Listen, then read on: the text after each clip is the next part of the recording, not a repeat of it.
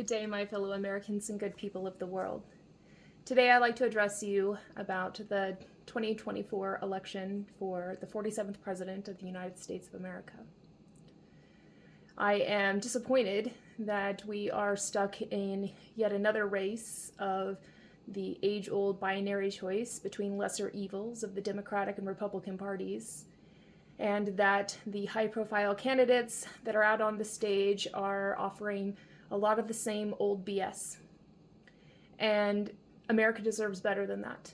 I don't think that any of the candidates who currently have their name in the race have a chance to truly lead the nation in a direction that will take us to where we would even want to go. Make America a place worth aligning with. And I think that we deserve better. And because of that, I've decided to put my name in to see if I can make a difference in America in a way that has not yet been tried. See, I have a vision for the future, and it's quite extraordinary. I've been working on this vision and crafting it and cultivating it for many years. And it's been a work in progress, and the whole point of it is I care deeply about humanity, and I care deeply about planet Earth. And there is so much destruction and chaos and mayhem and unfortunate things happening in the world today. And there's just not enough accountability, not enough responsibility, and not enough vision and collective purpose to bring everybody together to move forward in a direction that could unite us to a common cause to make the world a better place for everyone. And I've spent my life researching people and organizations that have established over the years with these grand and exciting visions for the future to try to make the world a better place for everyone. This includes the Buckminster Fuller Institute and their challenge that they have, and the Venus Project, and various smaller organizations that take a grassroots approach to empowering individuals to make smart choices in their personal lives to advance a future where sustainability is actuality in how we live and conduct ourselves. And there's quite a few people on the stage that have spent a lot of time activating and protesting and standing their ground to be able to protect land from the degradation and despoliation that is caused by commercial practices that destroy natural ecosystems and not only destroy the life in the biota and alter the environments in those areas, but also lead to death of animals and sickness of people and a reduction of the quality of life for people in that environment and animals in that environment. And so many people rise up against that. These are stewards at heart. They truly believe that the world is a place that we need to preserve, and that as long as we take care of Mother Earth will take care of us for generations to come. But that is not how we do things. Society at large has decided that it is more important to pursue economic positions and money than it is to value genuine wealth. And it makes my heart sad that that's the way that the world works. And the world just kind of like entraps you in this. It's really hard to escape that paradigm. And they make it that way. And when I say they, it's everyone who's complicit in this paradigm, upholding it and continuing to allow it to persist in the ways that it does. And it's this social ontology, the way we live, and then this paradigm by which we all exist within that says this is the way it is. And when you try to fight against it, there's a harsh resistance against that, because people like sameness, they don't want to change. Change is hard. And many people are positioned in roles that are gaining advantages by exploiting the dynamics of a world that is weakened by these unfortunate paradigms that exist that are not working to the benefit of everyone. There's a disadvantage of people. There's a weakening of people. And by creating that weakness, then people become more exploitable. And then there's little ground for people to gain advantage, to rise above those circumstances, or to fight against them. And honestly, I believe that a lot of the conflict that we've had in the world is predicated off that same desire for freedom to self-determine and to live in a world where you aren't oppressed. And ultimately that comes down to just a misunderstanding between those who are disadvantaged and those who are advantaged. And that understanding ultimately, I believe, is that the paradigm to which we exist in needs to sustain a continuum of equal balance. Otherwise, things will eventually start to fall apart and will not be sustainable. And then we have a destruction of civilization. We've had so many different civilizations that have risen and fallen in human history. And it's because of that same misunderstanding of, like, you can only mistreat the land and mistreat the people for so long before things start to fall apart, and a new order is created out of that unfortunate destruction that is an inevitability. But as far as I see, humanity's in a pretty bad place right now, but not all hope is lost. There is potential to set things right and move in a better direction for everyone. This will take a tremendous undertaking and everyone being on board. But in order to do that, we have to align ourselves with a path that can take us there.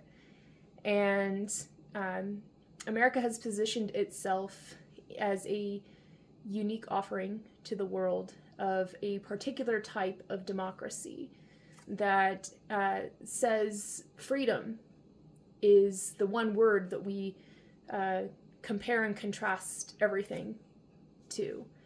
And we determine whether or not freedom exists based off of our interpretations of law and how that law compares and contrasts to constitutional law.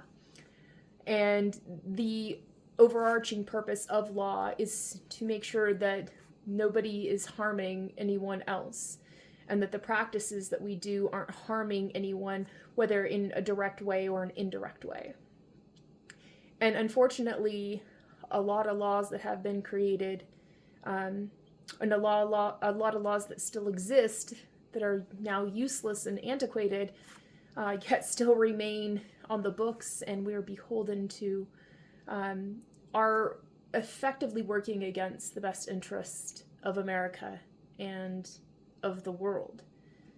And so I don't think we need to do a forcible overthrow of the government in order to change things for the better. I just think we need to change the way we do this thing we call government.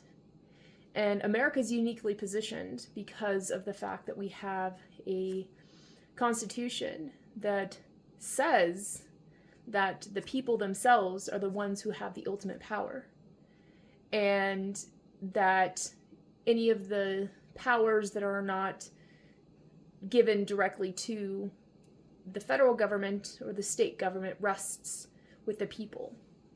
And unfortunately, a lot of the people's power has been taken away, whittled away by laws and rules that undermine true democracy and remove self-determination and make individuals beholden to governments. And politics becomes this way of wielding power over the people rather than empowering the people and fulfilling their will. And to me, it's just a tragic disappointment that that's the way that the world works right now. And I would like to be able to change it. I fundamentally believe that the best interest of America will be actualized if we create a constitutional amendment to establish a fourth branch of government, a civics branch, which empowers all American citizens with a seat at the table in government and a capacity to be the check and balance for representational government corruption, and to allow the individuals in America to be the ones that determine what laws are going to be crafted by Congress, and to be able to also have a means to step up and question the authority of America, and make sure that we are really doing things and acting in the best interest of America, our people, and our allies, and the world at large.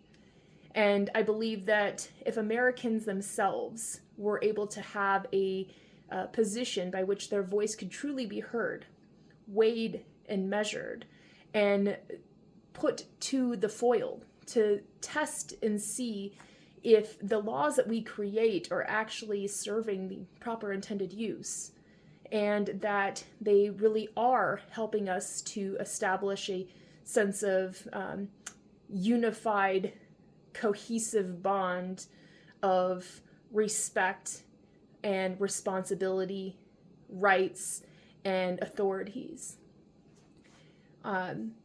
But we're not going to get that way if government stays the same. If we keep doing the same thing over and over again, expecting different results, that's the definition of insanity, isn't it?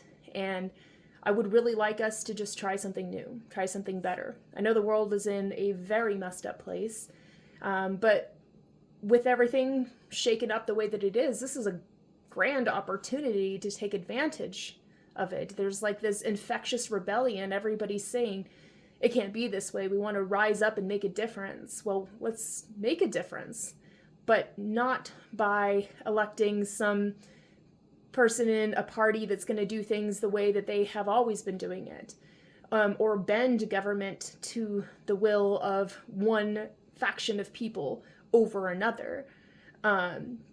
What we need to do is to unite everybody and to give us a common cause, a true American identity, a true American purpose, and the will of the people established within government so that we can be more effective. The reason why we don't have what they call a direct democracy is because when America was founded, a direct democracy just wasn't possible. We didn't have the communicative technology that we have now. We have a massive network that's established connectivity across the nation, across the globe, where we can come together across the screen of distance and share ideas and learn things and get to know one another. And that just wasn't possible before when the nation was founded. And so we didn't have the means to establish a direct democracy where the people themselves directly determine what's happening in government, and that the representational government then says, the will of the people, we will establish it in this way. And we have that technology now. We just need to give ourselves that power and authority, codify it within our Constitution and say, this is the way it's going to be for us from now on, and see what happens from there. And the people want to be a part of government. And you can go onto social media nowadays, which is, the precursor to such a technology that could provide for a direct democracy. These people go on to social medias to voice their opinions on facts, to share news and insights with one another, to debate ideas so that we can each become informed of different orientations and perspectives and ideas. And the fact that we willingly participate in that says that we got what it takes to become involved. We just have to formalize the technology to help to bring it into a legitimate, logical, metrical system that can help us to orient and establish our way of being. And, also make sure that we're weeding out the unlikelies of ideas and concepts that really don't have the potential to work in the best interests of all people involved. For me, it's the concept of established by the Rotarians. It's a 4-way test, and essentially says that you need to make sure that these 4 key points are relevant to everything you think, do, and say. You need to know that it's going to be in the best interest of everyone involved. You need to know that it's the truth. You need to know that it's going to create better friendships and connections, and you need to know that it's the right thing to do. That's not the 4th one exactly, but ultimately, to me, that's what it means. The idea is, if we're able to create a system for everybody to involve with and be able to have these logical, reasonable metrics to test the information that's coming in, to weed out the things that are mostly just twisted, skew fact attacks steeped in bias and vitriol and hatred and divisiveness, and just kind of remove all of that coding and find the core of the concept of what people are truly saying. And fundamentally, most people just want to know that their voice is heard, that they're being respected and appreciated, and that the government is not going to set up barriers to their liberty, and that their rights are going to be upheld, and that the system's going to work for everybody in a fair, just, reasonable way, and that we're moving in a direction that is going to establish a capacity for everyone to have prosperity. And that idea behind something that can bring everyone together, I get from the Buckminster Fuller Institute. They have this overarching idea to make the world work for 100% of the people here in the shortest amount of time through spontaneous cooperation without the disadvantage of anyone. And the idea of being able to create a system that works for people in that way, to take the voice of the people and to inform decisions that say, to that contrast, does it pass the 4-way test? Does it reasonably work, make the world work for everyone? And okay, if that's the case, now legislators, do your work and create a representation in the form of law that says this shall be the way that we continue to do things. But then every law should have a sunset clause in it that says, this is what we're going to do for now, and we're going to check back in and see if that's going to continue to be serving in our best interest, given the change of circumstances and conditions that the unforeseeable future that might befall us. We need to give ourselves a way to say, okay, now things are different, and we need to do things different. So a sunset clause allows for that, but allowing for it to be renewed at that time if it is working in our best interest. And that useless and antiquated laws just need to be phased out.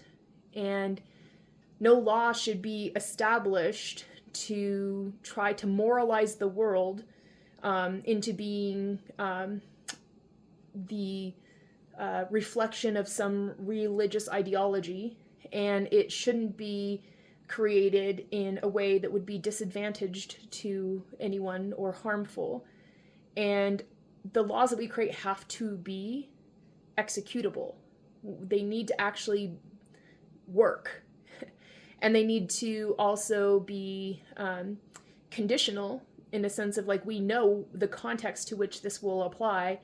And then if it doesn't work out the way that it does, we need to have enforceability in it. And then we actually need to follow through on that. And a lot of our laws just aren't that way. And that's why government is, in a lot of ways, a waste, because they spend a lot of time creating these incoherent laws that are a bunch of non-coherent words jumbled together with a bunch of other laws regarding other information, bundled all into one, and then kind of forced into a vote without enough time for anybody to read it. And then you have lawmakers that are infighting with one another and spending so much time in arguing about, the culture wars, or arguing about whether somebody, should be impeached or something, and or removed from their position, spending more time doing that than actually effectively governing and creating laws that we need. And to me, it's just like it's a really tragic reality that we face, that we have such a incompetent government. And the incompetence that's there is that we have individuals who are not really interested in governing. They're more interested in positioning themselves in power plays and power roles and power authorities, ways to corner markets and help their buddies. And this is called corruption. And it is the thing that is tearing apart the fabric of our entire democracy. And corruption happens everywhere. And corruption actually is a kind of a fundamental thing with humanity. But corruption and sincerity rotate on the same axis, always testing, the actual virtue behind someone's thoughts and actions. And we need to have a government that can actually reflect on that and say, are you really working to serve the best interest of the people? And that when we elect people, it shouldn't be based off of a popularity contest.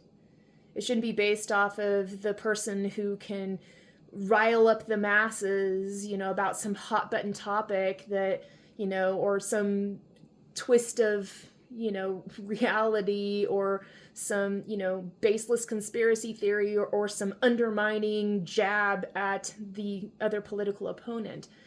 This doesn't serve anybody. It doesn't serve the best interest of anyone. It's a waste of time, breath, and energy.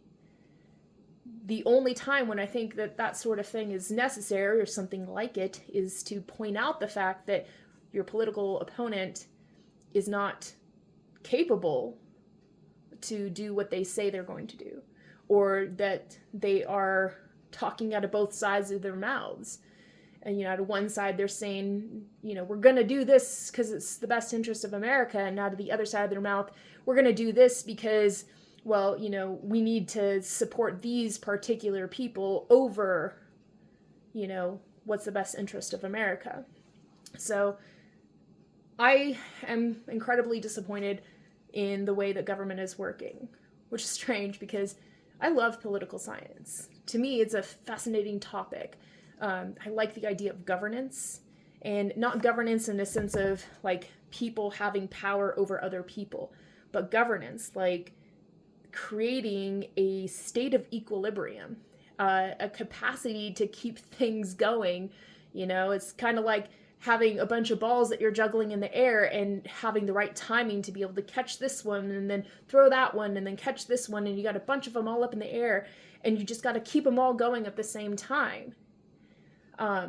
You have to be able to have a fluidity to that. You have to have control. You have to have timing. You have to have patience. You have to have attention and awareness. And there's so much going on to hold these balls up and throw them around. And these are like legitimate things that society needs to have done.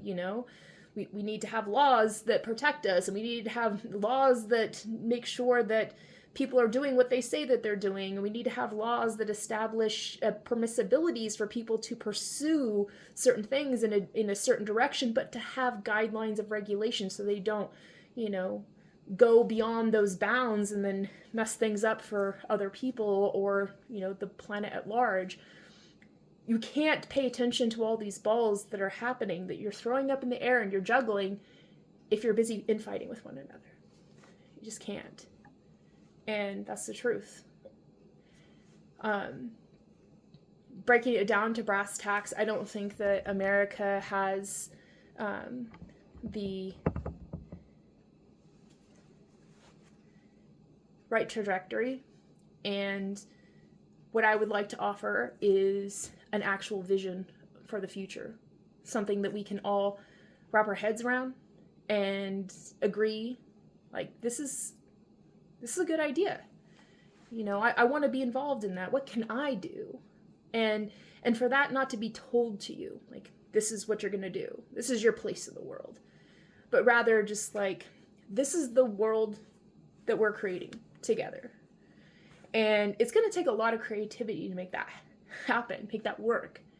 We're going to need a lot of people that are willing to get their hands dirty, put the good work in, and think not just about now, but the future and what we're creating for future generations to be able to build on, and that this is something that is a legacy for everyone. And that our involvement in it is something that can be a source of pride and give us a dignified life, give us a sense of meaning and fulfillment, and a way to actually create real, genuine, true wealth that can build up generationally. And that helps to break down the caste, class, race, gender paradigms that keep people segmented and categorically factioned, so that we're all infighting with one another, so we're distracted and not able to focus on the real tasks at hand, things that actually matter, which is we need to create a world today that is better than it was yesterday, and that we are creating today for tomorrow to be even better than it is today, and so on and so on. And then we need to build now for 3 years down the road, 5 years down the road, 10 years, 30 years down the road is what we should be building for now, today. Most people don't even think about tomorrow. And so if we're not thinking about tomorrow, we're not building for tomorrow, then we're living the same old paradigm. And it's getting us nowhere, and it's not helping anyone. It's not leading us towards anything reasonably justifiable. And I think a lot of people are enjoying fighting with one another. There is actually a part of humanity that I think is actually a beautiful thing, but if it's not cultivated, turns into a very bad thing. But we have this thing within us, this like aggressiveness that we want to try for something. We want to compete, and if we don't have healthy outlets for our aggression and our competitiveness and our natural ambition and drive, then we devolve and involve ourselves in very base realities, and people do bad things to each other. And so if we have an outlet that gives people an opportunity to blow off some of that aggressive steam that is in a constructive way rather than destructive, that's going to serve the best interest of humanity. And ultimately, everybody wants to be the Good Samaritan, right? You want to help other people because it's like a drug. When you help someone, it fills you up inside and you feel incredible. It may only be a fleeting moment, and nobody in the world may know that you've done that other than the person that you helped. And maybe they don't even know that you were the one that helped them. But when you know that you have done something to help another person, even at your own expense, that fills you up inside, and it gives you this different type of currency in the world. And it's something that we all want to feel. We long and we look for those opportunities. But society keeps us so separated and really has us thinking like, I got to take care of myself. I got to look out for my own. I can't, if I give to somebody else, it'll leave me with less. And that really is part of the problem, is everyone becoming so self-absorbed and selfish that they're not willing to do what it takes to be selfless and create a world that benefits everyone. But by giving us a proper intended use of our governance and a prospect for the future, this grand ideal, this grand vision with a grand strategy that everyone can be involved in, that isn't disadvantaging anyone, but is requiring us to dismantle some of the systems that currently exist that are disadvantaging people, and necessitates pivoting and offering opportunities for people to pivot out of those, negative paradigms of exploitation and disadvantage to new ones, in a way that is accepting of forgiving people for the reality that the world just kind of made it almost necessary for them to live in the dog eat dog type reality. But we're not going to do that anymore. So move into this better direction with all of us and we'll make it worth your while, sort of thing. And we have a chance to be able to do that. For me, the one ideal, the one vision for the future is to create a well-faring stewardship paradigm, in which we are all stewards. We're stewards of humanity. We're stewards of communities. We're stewards of civilization itself and its development and its advancement and its stability and its sanctity and government and the planet itself and all planetary stakeholders, the whole population of Earth. And when I say population, I don't just mean people. I mean plants and people and animals and every bit of life that's here that is part of our natural habitat that we are mutually dependent upon. And we need to respect the other lives that are here. Humans are the only species intelligent enough to ambitiously pursue development in an intended direction and create outcomes that are not only instructed by our understanding of the world that continuously grows, but are constructive towards a ends that is regenerative over time. And humans are amazing. The way I see stewardship, it is a manifestation of human ingenuity, which is the most abundant resource on the planet, something that we can tap into because everybody has it. And how it manifests in people is different for everyone. And humans, if given the support necessary to self-actualize, will bring about their human ingenuity and apply it. And if you give them a, kind of a template by which to follow that says we're all, trying to achieve this similar omnidirectional outcome vision of the future of a planet that's stewarded, I like to framework it into the establishment of the United Nations Sustainable Development Goals and to keep us within equilibrium of the planetary boundaries. Which, if you haven't watched that documentary, I believe it's on Netflix, it is a remarkably eye-opening, harsh reality that we must face, but it's hopeful because it's saying, we actually legitimately understand the parameters that we have to work with on this planet, and we know, why we have overstepped these boundaries. And so we know how we could reverse those negative trends and achieve a state of equilibrium. And if we're doing that with the template framework of achieving these goals, the 17 Sustainable Development Goals, authored by the United Nations, we've given ourselves pretty much the ideal, orientation to be able to pursue.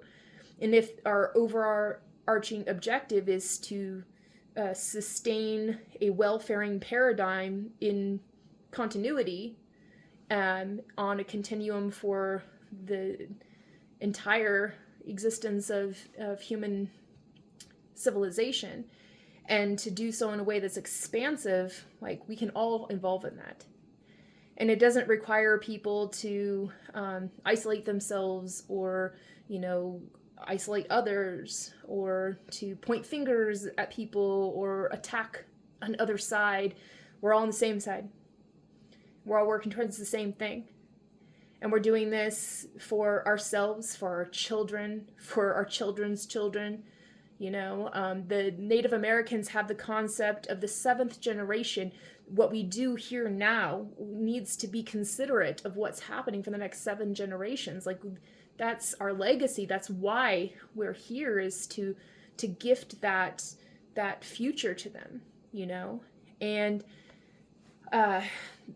I really believe that America has the potential to become the world leader in stewardship, become a nation of stewards, and to give everybody a opportunity to invest their time, effort, energy, skills, talents, and, infuse their human ingenuity into innovation, education, infrastructure, various technologies, human resources, the humanities, creativity, and the arts, and be able to give us what we need in order to reinforce the paradigm for ourselves, the cultural identity of a stewardship. And I would like America to become the leader of the world in this direction. Become a nation of stewards, and to help to get our own house in order, and to establish a new type of alliance with our allies, where America is no longer the disciplinarian of the world, but rather the inspiration to the world, where we give the world a opportunity to come together and put aside our differences and work towards something together. Something that will unite every nation, that will break apart the things that separate us and find the things that unite us and build upon those, and to secure stability and domestic order, and to help those countries who are struggling in their development to make the advance. And I know that, unfortunately, the reality is that still developing nations are easily exploited, and their resources are exploited, their people are exploited, and by giving them just enough to keep them on the line so that they can continuously do the work thinking that they might get ahead, puts them in a position where they now have to involve in the world economy, but they're not fully welcomed into the world economy. And so they just kind of become this tool that gets exploited in order for more powerful countries or entities can come in and take advantage of them. And that is a big part of the destabilization in the world. And we can change that by empowering these people to become self-reliant and allow them to be self-determined, and invite them in to the full meridian of freedom and the promise and hope for an ever-expansive future. We all deserve that. All of humanity does. Human life, human dignity, human respect, human rights. These things are not just, nice little ideas. They're like the fundamentals. They're soul print values in every single human. And it is easily skewed by your mind that comes in and tries to confuse it to say, but that only can apply to a small amount of people, because the world makes you think that things are scarce and there's not enough to go around. Well, there is. We are a planet of abundance. And if we would stop destroying natural ecosystems, we could flourish and thrive off of that abundance. There is enough for man's need, but not enough for man's greed. And if we could just put aside this drive to conquer and to, destroy so that you can take what you want, and this idea that others must suffer in order for us to gain, break that down. Eliminate that from our paradigm. It's no longer acceptable. It's no longer, tolerant. It's no longer the thing that we're going to allow to drive us. Instead, we choose love and beauty and humanity as a whole, and the concept of a planetary paradigm in which everyone belongs. And it's not too much to ask to create a world like that. And it's not too hard to achieve. We can do it if we just establish the framework to do so. And my work has been about doing that. For years, I have researched and I have listened to the voice of the people, and I've been listening to the voice of the planet. I've been listening to scientists, and I've been listening to people, everyday people. I've been listening to the people who are being exploited. I've been listening to the people who are doing the exploiting. And I have determined that in all of that, there really is something that is common to all of us. It's the human element. And if we can just establish that as our baseline, fundamental, first principles, thing that carries us forward, without which nothing else can long sustain, we can build on that move in a reasonable direction that lets the old and useless and antiquated just kind of fall away. I don't want to have to punish people for the mistake of the world that we were brought into, and the world that we've unfortunately created based off of, past and prior conditioning. We can move forward in a better direction, and we can do so together.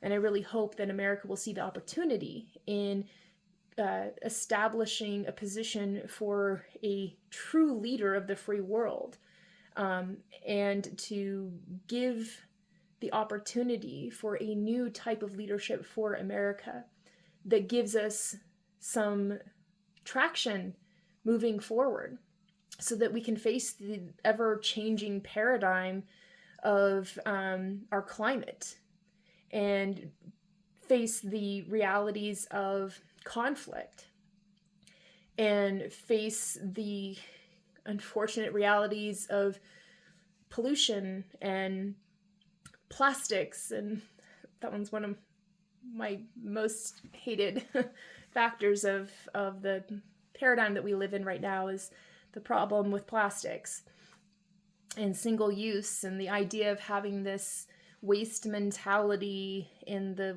waste is growth mechanism in economics, and it doesn't serve the proper intended use of human effort and energy. And so creating an opportunity for somebody new to step into the leadership role of America and to unite America in a cause for change that leads us in a future that will actually be beneficial, mutually beneficial, and mutually respecting for mutual interests. And I think that there's no better opportunity for America than now to make a shift into this new trajectory. Because so many people are primed for change. People want something different. And we can offer that to them. See, this is something that's so huge, no one person can do it. I don't understand why people are still waiting for some hero to come to save the day. You need to be the hero. We all need to be heroes and step in, and you understand the responsibility that comes with your freedom and do the work that's necessary to get it done. And just have a intuitive, respectful, guiding leader that says, this is the direction that we're going to take, and this is the way we're going to move ourselves forward, and we're going to do it together, and it's going to be fun. It's going to be great. It's going to be worthwhile, because it's no longer doing things the way we were doing before, which obviously was not serving the best interest of everyone. Otherwise, things would not be so messed up as they are now. But it's giving us a chance at doing something new and different. And there's not a lot of people who think that's possible. And I think that hope that we've lost, that the world could be a better place, is not lost because hope itself is gone. I just think that it lies dormant inside of us, just waiting for that spark of inspiration to reignite.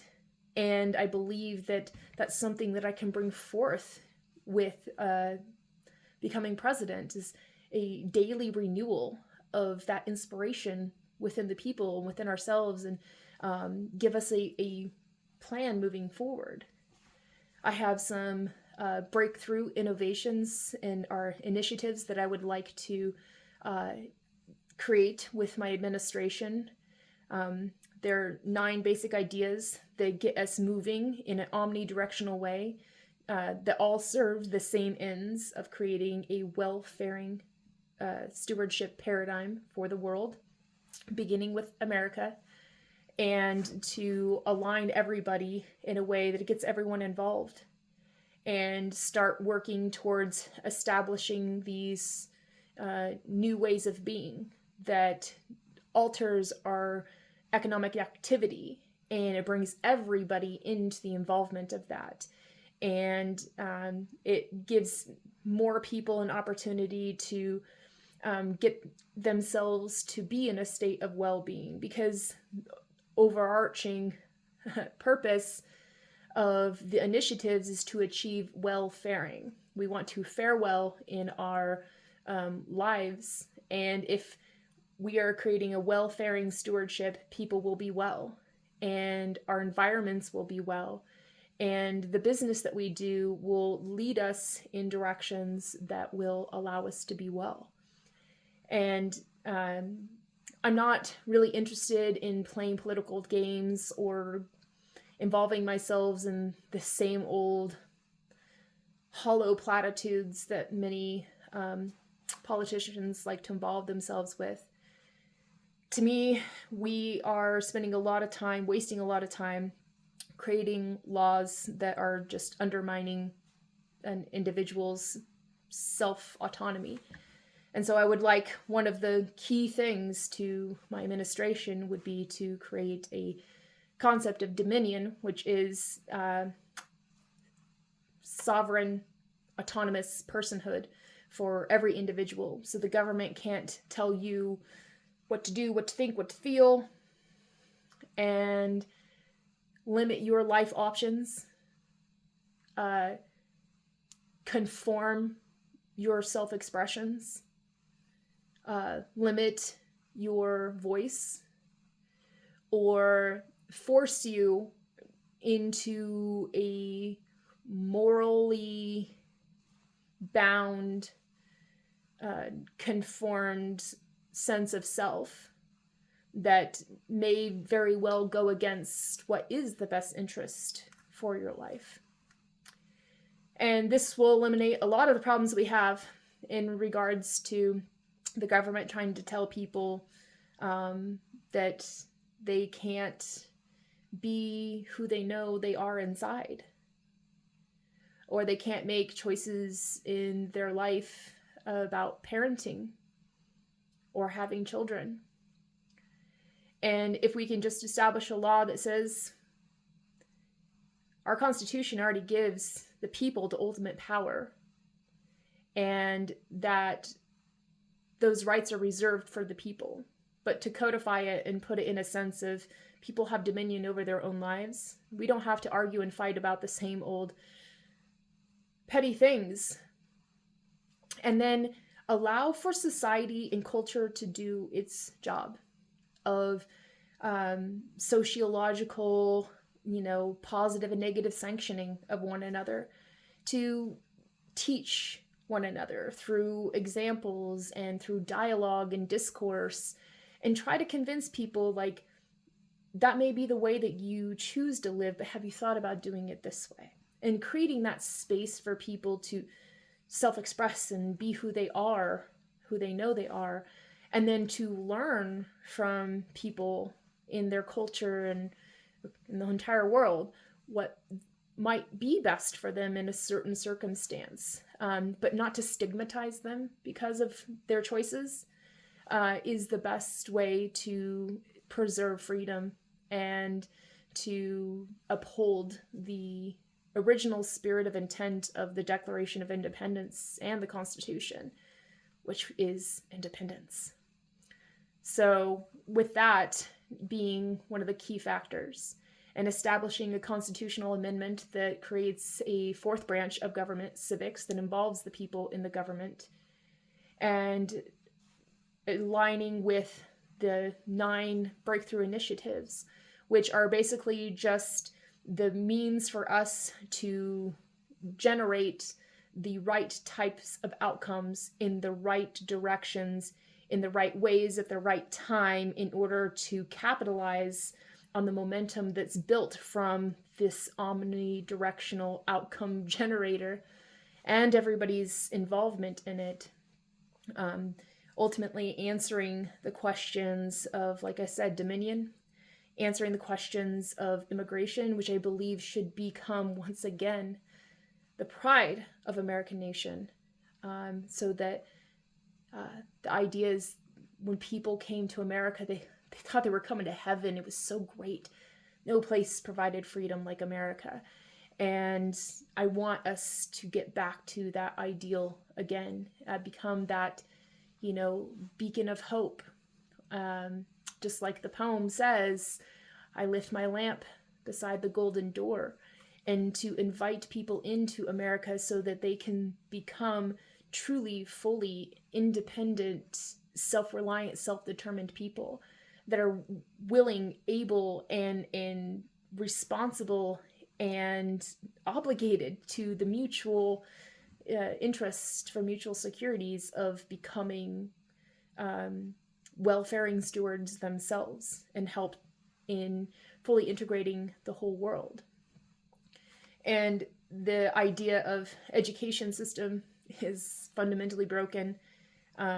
Education needs to be about a lifelonging experiential learning, and that the ways that we involve people in learning spaces should not be the way we have been doing it for so long, and sending children off to small classrooms to learn in front of a chalkboard about ideas in a book that make it hard to really truly internalize concepts and apply them reasonably in an effective way that will actually give them the tools necessary to be useful to themselves and others.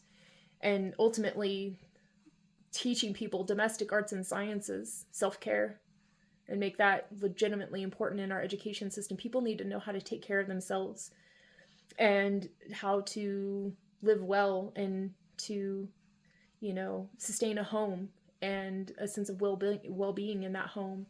I believe this is going to go so far, and it excites me, so far in helping to inspire people to grow their families and have more children.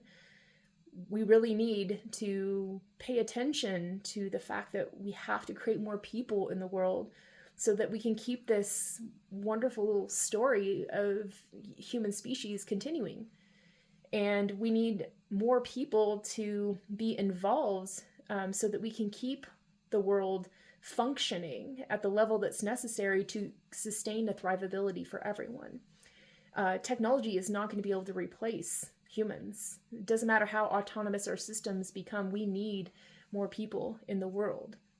And we need more people to just be born to inspire us and to enlighten us in ways. There's evolutions happening still, and the key mechanism driver of evolution is communication. And so we're becoming an increasingly communicative world. Social media allows us to be able to talk with one another and communicate new ideas in new ways, and language is morphing and changing the trajectory of our lives and opening our worldview to a different type of paradigm, and our perspectives and our positions and our propositions and our orientations. All these things change the more that we communicate with each other, and social media is driving that direction. Content creators are allowing us to imagine new worlds and new opportunities, and to engage the mind's situational awareness in a totally new and fascinating way. And we need more people so that we can keep the beauty of the wonderful fabric of creation going. But I understand why many people don't have children. The world makes it very hard. It's very expensive. The world's a dangerous place. And some people just don't feel like it's necessary for them to have kids. And I want everyone to make the decision on their own, but I don't want the decision why people choose to not have children is because they cannot establish domestic order for themselves in their homes. They can't domesticate, they can't afford a home, they don't know how to care for a home, they don't know how to self-care. These oftentimes are limits to people becoming parents, and we can bypass that by just empowering people. We should be teaching that to students rather than just allowing them to figure it out on their own. And I believe that will lead us really far in accomplishing an ever more healthy, sustainable, just, peaceful, stable world for everyone to live in. And so there's not anything that I can do personally to convince other people that they should, rather than voting for the Republican or Democratic Party or one of the other potential independents that's running, rather vote for this fameless woman from small town America who just has a really brilliant idea of how we can all work together to move towards a grand future. Because I'm not interested in performing. I'm not interested in arguing the finer points of political platitudes, and I'm really not interested in campaigning people with some banner to wave. I would rather just sit here and tell you about the vision I see for the future and the types of policies that I would like to enact and the opportunities that I see that will benefit people of all walks of life. And just to keep reiterating how much I love humanity and how much I genuinely love, respect, and appreciate people. And I believe in the hope of the good humanity in us all. And even those people who are just really hard to get along with, it is a driving force in my personhood that aligns all of my soul print values to see the good in everybody and find my way into love for them. Love, respect, appreciation, gratitude, even when they do things that tick me off or severely disappoint me or make me feel pity for them. I refrain from judgment as much as possible. It is a very compelling, intoxicating type of drug for people to want to judge others. And it can kind of overtake your entire life if you don't refrain intentionally from it. But ultimately, I always fall back on the truth that I know that only God can judge. And I am not a religious person in any regard. I respect all religions. I'm a spiritual person, and I believe that religion helps us tap into spirituality. And but I do believe in a God indivisible, which is how I interpret the Pledge of Allegiance for America. I pledge allegiance to the flag of the United States of America and to the republic for which it stands, one nation under God indivisible, with liberty and justice for all. That's how I see it as, is this power that's higher, an order, a first mover in the universe that surpasses everything else, and that humans cannot alter that order, that pattern. And understanding that, we are, like, regardless of whether we realize it or we want to, we are submitted to that. And that ultimate overarching power is the thing that gives us power. That's why I believe that, our founding fathers spoke a lot about God in the creation of the nation. It wasn't a God of a particular religion, but rather a God that was indivisible. The power that is so much higher than anything else, that nothing else could possibly be divided because everything else is beneath it. And that power was what gave America the power to form a nation, and that nothing is going to break that, because there's no order higher than our nation's union than an indivisible God itself. And so understanding that and believing wholeheartedly in the Establishment Clause of the Constitution, which says that Congress shall make no law with the establishment of religion. And it's basically saying to keep a wall of separation between religion and government.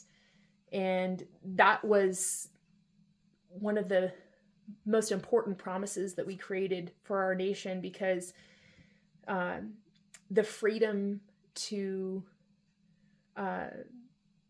follow your religion, to practice a religion, was denied to people.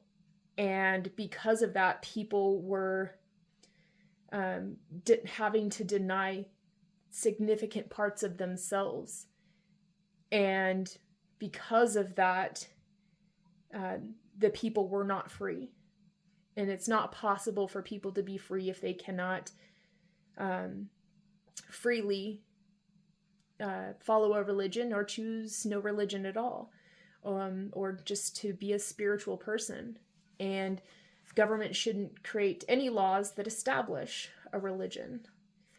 That's why I fundamentally believe that moralization of laws is really not the place for government. Government is an institution and deals mainly in ethics. It's like the understanding of the right course of action to achieve a desirable outcome, considering the variables of conditions and all parties involved. But a moralization is to say that humans can only be this way because if you're not this way, then you're wrong. And we're going to, negatively socially sanction you because of that, but we're also going to hold this law against you so we can punish you. And that's not okay. I think that religion gives us a moral framework so that we can be good humans to one another. And we should pursue a concept of understanding there is a much higher power than our own personal authority or any other authority out there, and we must submit to it. And that we have an obligation to one another to live in such a way that is not harming others.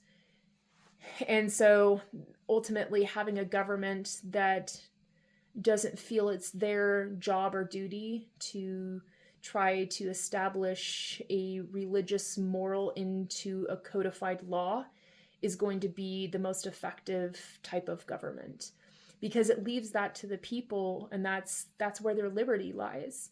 Again, personal choices in your own personal dominion, to make those choices yourself, it should be the liberty of the people.